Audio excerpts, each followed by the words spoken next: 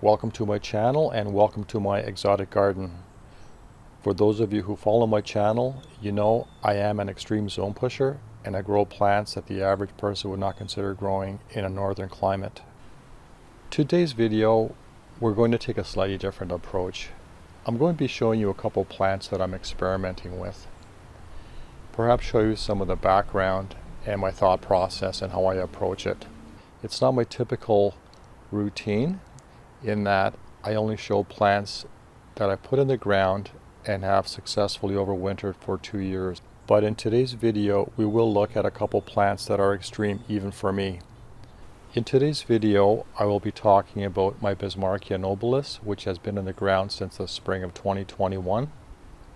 And I will also discuss planting 2 Phalaenopsis orchids on the trunk of my Pindo palm. Phalaenopsis orchids are warm-loving plants. They are from Southeast Asia. The first plant I am experimenting with is Bismarckia Nobilis, the silver form. This is a warm climate plant originating from Madagascar. It can reach magnificent proportions. I am not aware of anyone who grows it in Canada or the US, let's say below a zone 8 or 8B. And even then, you have issues with dieback and the plant does not reach its full potential. So this will be quite a feat if I do manage to get it to overwinter successfully in zone 5B. I am guesstimating with a base temperature maintained of 10 degrees Celsius or 50 Fahrenheit, this plant will stand a chance. Not just to survive, but to thrive. Again, this palm is not typically grown in anything, say, below a zone 8B, particularly long term, without some help. All of my in-ground palms do receive winter protection in the form of a cold frame, which is made with twin wall polycarbonate panels. The palm is heated with C9 Christmas lights. They are plugged into a thermostat, which regulates the temperature between +2 and +7 Celsius, or 35 to 45 Fahrenheit. For some of these extra tender plants, such as the Phalaenopsis orchids and this Bismarckia, they will be plugged into a digital thermostat, which will regulate the temperature to a much more precise zone. And I will maintain a minimum temperature of +10 Celsius, which is 50 Fahrenheit. Now, for the most part, this is only effective during the evening hours. During the day, any bit of sunshine will raise the ambient temperature inside the cold frame to around 20 degrees Celsius or 68 to 70 Fahrenheit. So, let's see what happens. This is one of my newest palms, and currently it's one of my favorite as well. This is Bismarckia Nobilis, the silver form. It just recently opened up a new frond, which is very exciting. So this is the newest frond. Beautiful silvery color. And I see 2 new fronds, or 2 new spears, following in behind. We had over 4 inches of rain. That's over 10 centimeters. And maybe that encouraged it to finally open up. New frond looks beautiful. I'm looking forward to great things from this palm. I did plant this into the ground this past spring, and in zone 5B, that's going to be a bit of a challenge. I haven't heard of anyone growing it successfully in the ground in Canada or in any colder zones in the US. Looking forward to great things from this palm. Gorgeous.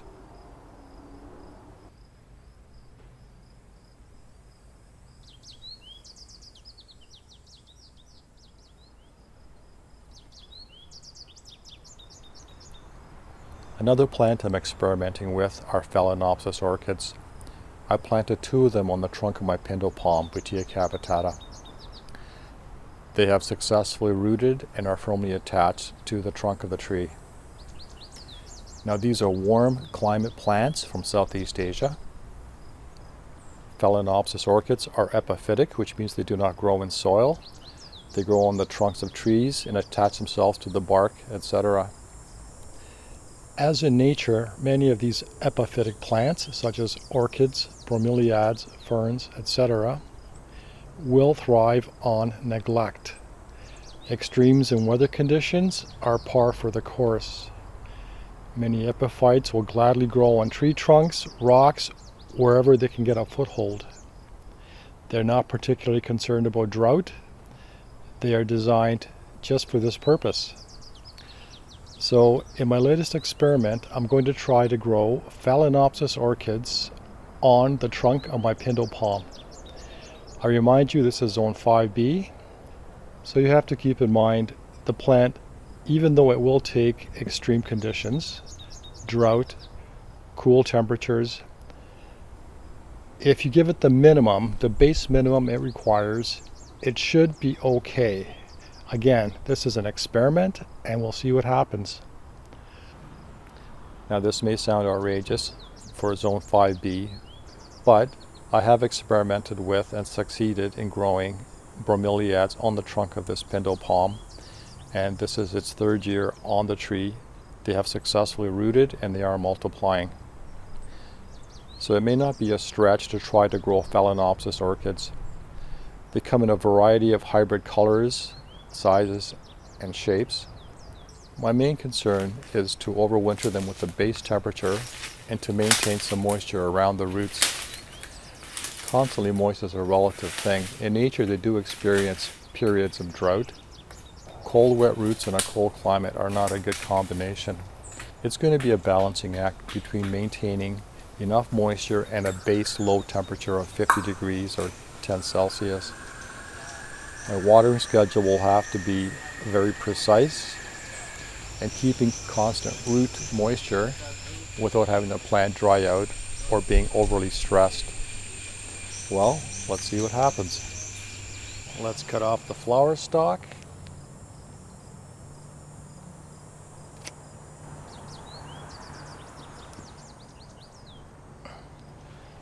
And we'll remove the support stake. And there we are. Here's a closer look. I'm a firm believer in leaving the flower stalk attached. Many people do cut it off at the base, but I believe as in nature, the flower stalk does stay on, and this will actually put out new growth from the nodes. It will thicken up and branch out and produce many clusters of flowers. We'll see what happens. This is the other orchid. It still has one bloom attached, but the plant itself has secured itself. I will leave that stalk untouched and we'll see what happens over winter. On the opposite side of the Pindal palm, the side that gets more direct sun, I've attached this bromeliad. This is its third summer. So it has successfully overwintered 2 winters. As you can see, firmly attached, looking happy and healthy, apart from being swallowed up by the ferns, but that's all part of how it naturally grows.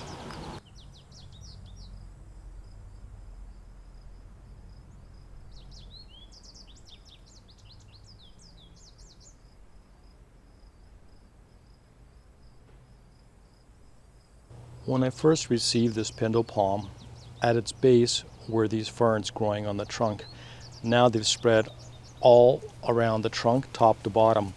If anyone can ID what this fern is, it comes from Florida. Please leave it in the comments below. The entire trunk of the Pindal palm is now covered by these ferns. If any of you are also growing tropicals and experimenting, please leave something in the comments below. I'd love to hear about it. Again, thank you for watching, and until next time, happy gardening.